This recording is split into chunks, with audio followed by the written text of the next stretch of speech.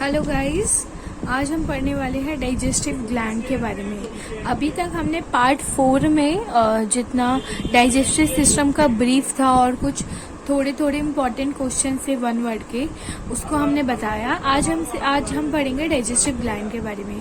हमारी human body में 3 digestive glands होते हैं, ठीक है। सबसे पहला जो डाइजेस्टिव ग्लैंड आता है वो आता है सलाइवरी ग्लैंड, जो हमारे मुंह के अंदर होता है। सलाइवरी से तो आप मतलब समझ गए होंगे, ठीक है। सो ये जो सलाइवरी ग्लैंड कहाँ होता है? ओरल कैविटी में।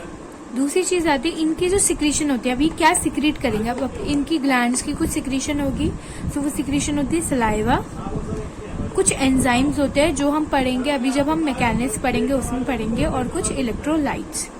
अब ठीक है, सलाइवरी ग्लैंड 3 पेयर के होते हैं। पहला पेयर होता है पैरोटिड का, जो चीक्स में होता है। दूसरा होता है सब मैक्सिलरी और मैंडिबुलर, जो लोअर जॉ में पाया जाता है। और तीसरा पेयर होता है सब लिंगुअल, LINGUAL, लिंगुअल, जो हमारे टंग के बिलो, टंग के नीचे पाया जाता है, ठीक है। ये तीनों पेयर मिलके हमारा सलाइवरी ग्लैंड बनाते हैं। ये जो सलाइवरी ग्लैंड होता है वो बेसिकली प्रेजेंट होता है हमारे ओरल कैविटी के बाहर, ठीक है। पर इसकी जो सिक्रेशन होती है, ये अपनी सिक्रेशन कहाँ डालते हैं? ओरल कैविटी के अंदर। तो ये इम्पोर्टेंट है कि प्रेजेंट होता है outside the oral cavity, but इनकी सिक्रेशन कहाँ होती है? Inside the oral cavity. Okay, so अभी हमने पढ़ा पहला ग्लैंड सलाइवरी ग्लैंड। दूसरा ग्लैंड इज इम्पोर्टेंट, एक्चुअली सारे ग्लैंड इम्पोर्टेंट है, पर सेकेंड ग्लैंड जिसे हम लीवर बोल रहे हैं, यह हमारी बॉडी का लार्जेस्ट ग्लैंड है। हमारी बॉडी में लार्जेस्ट ग्लैंड क्या है? लीवर। इसका जो वेट होता है वो कितना होता है? 1.2 से 1.5 kg इसका वेट होता है। और ये प्रेजेंट कहाँ पे होता है? कहाँ पे इसकी प्रेजेंस होती है? Below diaphragm. हमारा जो डायफ्राम होता है, डायफ्राम क्या है? अब देखिए, ये बॉडी है, ये हेड है, ये नेक, और ये आउट ऊपर वाली बॉडी, ये हाथ और ये पैर। इसमें हमने ऐसे बताया। देखिए, ये हो गई हमारी थोरैसिक कैविटी। थोरैसिक कैविटी क्या होती है? जिसमें हमारा आता है लंग, हार्ट और लंग और रिब्स वगैरह, ठीक है ना। उसके नीचे एक लाइन होती है, आपने सबने देखा होगा, एक थिन उसकी रबर लाइक स्ट्रक्चर होता है, जिसे अपन बोलते हैं डायफ्राम, जो हमारे रेस्पिरेशन में हेल्प करता है। वो हम आगे पढ़ेंगे एक्चुअली। और इसके नीचे पूरा शुरू होता है एब्डोमेन, जिसमें हमारे digestive gland, reproductive system, excretory system present होते हैं। सो ये जो डायफ्राम है, इसका सिग्निफिकेंस ये है कि हमारे थोरैसिक कैविटी और हमारे एब्डोमेन को सेपरेट करते हैं, ठीक है। अभी हमें ये जानने की जरूरत नहीं है, पर अभी मैंने बस एक आपको दिया कि डायफ्राम क्या है। ये जो डायफ्राम है, इसके जस्ट बिलो हमारा यहाँ पे क्या प्रेजेंट होता है? लीवर। सो ये लीवर की क्या हो गई? हमारी प्रेजेंस, इसकी लोकेशन। अब हम इसके स्ट्रक्चर की अगर अपन बात करें तो स्ट्रक्चर, ठीक है ना। सो लीवर के 2 लोब्स होते हैं। क्या होते हैं? 2 लोब्स होते हैं। उन लोब्स को क्या बोला जाता है? Hepatic lobules. क्या बोला जाता है? हिपैटिक लोब्यूल्स बोला जाता है। अब इन हिपैटिक लोब्यूल्स, अब ये जो 2 लोब है, ये किसी सेल से तो बने होंगे। तो इनमें क्या होता है? Made up of hepatic cell. ये जिस सेल से बने होते हैं उस सेल का नाम है हिपैटिक। हिपैटिक का मतलब ये anything that is related to liver, ठीक है। तो इसका स्ट्रक्चर होता है, 2 लोब्स होते हैं जिन्हें हिपैटिक लोब्यूल बोलते हैं, और ये बने होते हैं हमारे हिपैटिक सेल से, ठीक है। अब ये जो हिपैटिक सेल है, इसका मेन फंक्शन क्या है, which is very important to note. ये हिपैटिक सेल ही क्या करती है? हमारी मेन सिक्रीशन को सिक्रीट करती है। हमारी लिवर की मेन सिक्रीशन क्या है? बाइल है, बाइल जूस है। तो वो कौन सिक्रीट करता है? हमारा हिपैटिक सेल्स जो है वही बाइल को सिक्रीट करती है। ओके, नाउ एक क्वेश्चन आता है जिसमें काफी कंफ्यूजन हो जाती है, नीट में ये आ भी चुका है कि स्ट्रक्चरल और फंक्शनल यूनिट लिवर की क्या है? हिपैटिक लोब्यूल होगी या हिपैटिक सेल होगी? हिपैटिक सेल जो सिक्रीट कर रही है बाइल, या फिर हिपैटिक लोब्यूल होगी? तो जो ऊपर से बढ़ते, जिन्हें नहीं याद होता तो वो हिपैटिक सेल मार्क कराते हैं, पर इसकी हिपैटिक जो फंक्शनल यूनिट क्या है, hepatic lobule. It is a functional and structural unit of liver. So जो हिपैटिक लोब्यूल है वो हमारे लिवर का फंक्शनल और स्ट्रक्चरल यूनिट है। ओके ओके, सो ये दो लोब्स होते हैं जिन्हें हिपैटिक लोब्यूल बोला जाता है। ये स्ट्रक्चर और फंक्शनल यूनिट है लिवर के। ये सेल से बने होते हैं, उन सेल को हिपैटिक सेल बोलते हैं। इसका दूसरा नाम है हिपैटोसाइट। जैसे एरिथ्रोसाइट इज फॉर आरबीसी, तो साइट का मतलब है कोई भी सेल। सो हिपैटोसाइट माने हिपैटिक सेल जो सिक्रीट करती है हमारी बाइल को। एक और चीज है, अब ये हिपैटिक लोब्यूल के आसपास एक थिन कनेक्टिव टिश्यू होती है। It is surrounded by thin connective tissue. ठीक है, उस थिन कनेक्टिव टिश्यू को अपन क्या बोलते हैं, ग्लिसन कैप्सूल बोलते हैं। ग्लिसन कैप्सूल, ठीक है। ये क्या करती है, हमारे हिपैटिक लोब्यूल के आसपास एक थिन कनेक्टिव टिश्यू है जिसे हम ग्लिसन कैप्सूल बोलते हैं। और इसकी एक खास बात है कि ये जो ग्लिसन कैप्सूल है ये सिर्फ मैमल्स की ही लिवर में पाई जाती है और किसी भी जानवर की लिवर में ये नहीं पाई जाती। ओके,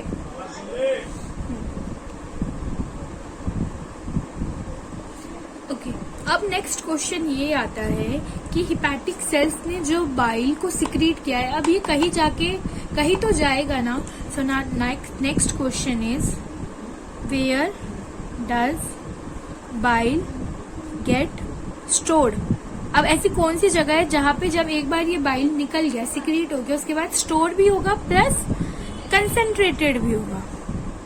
डाइल्यूशन कंसेंट्रेटेड तो यू नो ना, तो ऐसी कौन सी जगह है जहाँ पे बाइल स्टोर भी होगा, कंसेंट्रेटेड भी होगा। सो आंसर आएगा हमारा गॉल ब्लैडर। गॉल ब्लैडर हमारी बॉडी में जो होते हैं उसी में जाके बाइल स्टोर भी होता है और कुछ टाइम के लिए कंसेंट्रेटेड भी होता है। ठीक है, सो ये हिपैटिक सेल से निकला बाइल और ये स्टोर हो गया कहाँ पे, गॉल ब्लैडर में। अब एक चीज देखिए, एक टर्म आती है जिसे अपन बोलते हैं कॉमन बाइल, टर्म आती है जिसे हम क्या बोलते हैं, कॉमन बाइल डक्ट। सो ये एक डक्ट है जिसका नाम है कॉमन बाइल डक्ट। ये किस किस से बना होता है, हमारा हिपैटिक डक्ट प्लस हमारा गॉल ब्लैडर का डक्ट। इस गॉल ब्लैडर के डक्ट का एक दूसरा नाम है जिसे अपन बोलते हैं सिस्टिक डक्ट। तो क्या होगा, यहाँ पे होगा हमारा हिपैटिक डक्ट, ठीक है, यहाँ पे होगा हमारा गॉल ब्लैडर का डक्ट और इन दोनों की सिक्रीशन, ये दोनों मिला के कॉमन डक्ट बनाएंगे जिसका नाम होगा कॉमन बाइल डक्ट। ओके, तो यहाँ तक आपको समझ आया लिवर के बारे में कि ये लार्जेस्ट ग्लैंड है। इसका वेट 1.2 से 1.5 kg होता है। हमारे डायफ्राम के बिल्कुल नीचे प्रेजेंट होता है। इसके स्ट्रक्चर में दो लोब्स होते हैं जिन्हें हिपैटिक लोब्यूल्स बोला जाता है। These hepatic lobules are made up of hepatic cell जिन्हें हिपैटोसाइट भी बोला जाता है। ये हिपैटिक लोब्यूल्स फंक्शनल और स्ट्रक्चरल यूनिट है लिवर की। यही हिपैटिक लोब्यूल्स सराउंडेड होते हैं थिन कनेक्टिव टिश्यू से जिसे हम बोलते हैं glisten capsule. It is tissue, thin connective tissue जिसे अपन क्या बोलते हैं, ग्लिसन कैप्सूल। और ये सिर्फ मैमल्स के लिवर में प्रेजेंट होता है। अभी जो बाइल सिक्रीट होता है ये कहाँ जाके स्टोर होगा, कंसेंट्रेटेड होगा, ये गॉल ब्लैडर में जाके स्टोर भी होगा और ये गॉल ब्लैडर में जाके कंसेंट्रेटेड भी होगा। कॉमन बाइल डक्ट कौन बनाता है, हिपैटिक डक्ट माने लीवर का डक्ट और गॉल ब्लैडर का डक्ट जिसे सिस्टिक डक्ट बोलते हैं, ये दोनों मिला के आपस में एक कॉमन बाइल डक्ट बनाएंगे। यहाँ तक था हमारा लिवर डक्ट के बारे में, लिवर ग्लैंड के बारे में। तीसरा ग्लैंड आता है हमारा पेनक्रियाज, हमारी बॉडी का एक ग्लैंड जिसे पेनक्रियाज बोलते हैं। अब ये पेनक्रियाज की खुद की सिक्रीशन होती है, इसकी सिक्रीशन होता है जिसे हम पेनक्रियाटिक जूस बोलते हैं। ये तो हम मैकेनिज्म में ही पढ़ेंगे।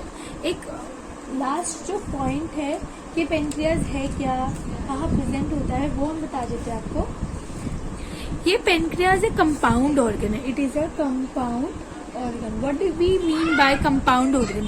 कंपाउंड ऑर्गन का ही मतलब है exo plus exocrine plus endocrine. अब एक्सोक्राइन और एंडोक्राइन क्या होता है?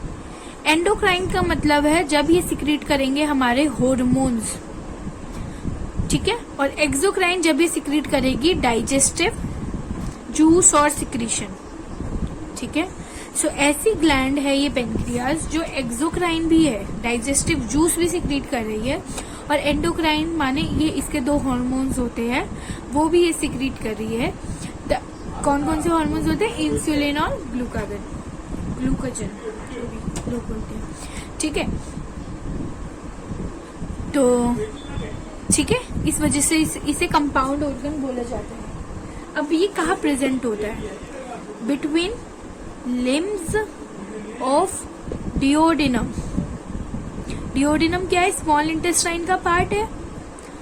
तो ऐसे ना क्या होगा कि डिओडिनम होगा, उसके लिम्स के बिल्कुल बीच में प्रेजेंट होगा हमारा पेनक्रियाज, ठीक है। तो ये इसकी वो हो गई।